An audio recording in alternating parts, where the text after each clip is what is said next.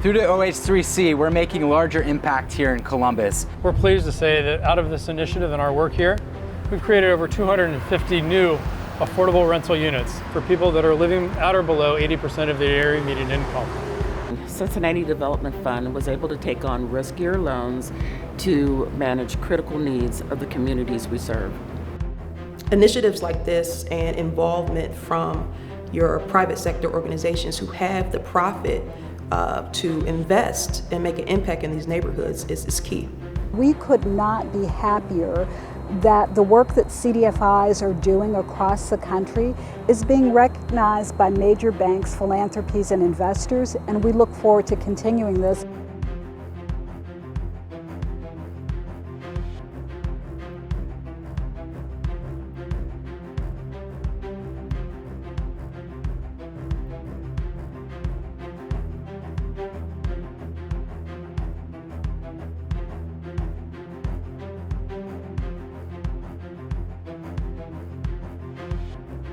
VCC has been great.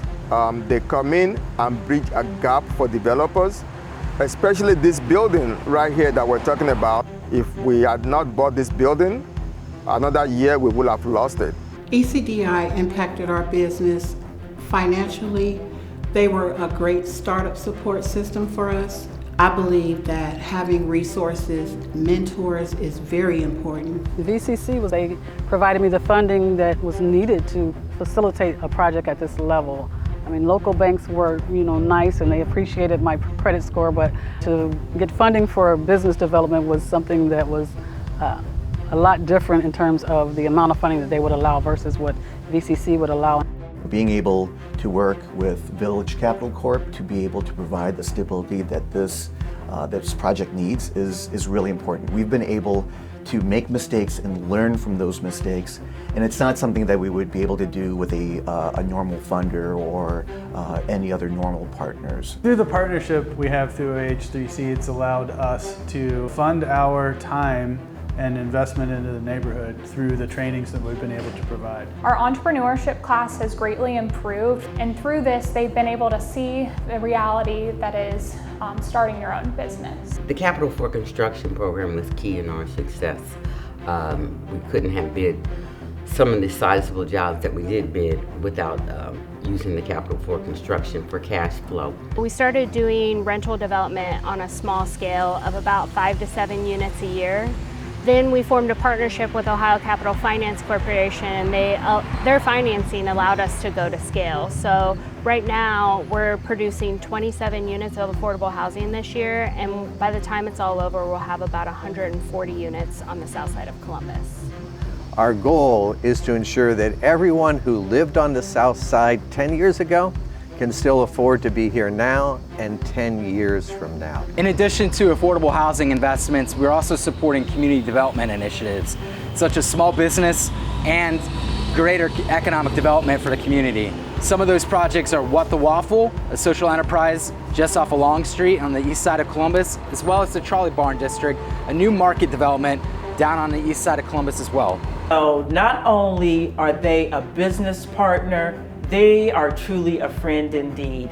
They came to the table and offered me a loan with an awesome interest rate to help me install my HVAC system, which was a huge expense, which allowed me to open What the Waffle. So OCFC has been a great partner for us on multiple projects, but on the historic Trolley District project that we're standing in right here, they really came to the table at the end with some valuable debt for the project that helped us kind of get over the edge.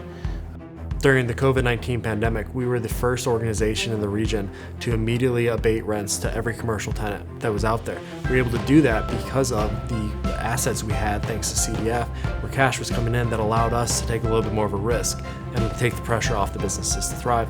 We couldn't do it without CDF stepping in the first place.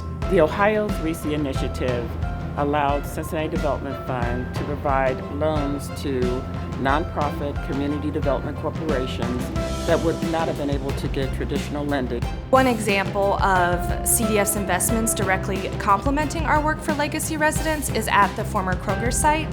That site was secured with the help of CDF, and it's directly adjacent to a building called the Alexandra, which is home to 83 folks that have been in the neighborhood for some time. That building was going through foreclosure, and the Walnut Hills Redevelopment Foundation was able to stop that foreclosure and allow our neighbors to stay in place. Our relationship with OH3C has been very important in terms of building a relationship in the community with small businesses, where we just don't get to know the businesses, but we get to know the partners in the community as well.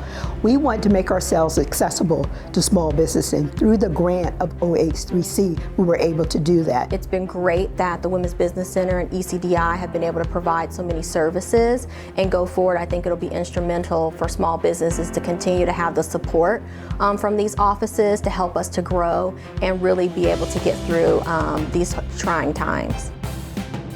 So this building that we're sitting in, the former Price Hill Masonic Lodge, was built in 1911, finished in 1912, and used by the Masons until the mid-1980s, until they left it behind. And then for 35 years, this beautiful building sat here vacant and decaying. Not only was this not an asset for the neighborhood, it was heavy on the sort of spirit of the neighborhood. So by Price Hill Will working with Cincinnati Development Fund and OH3C, we were able to bring this building back to life.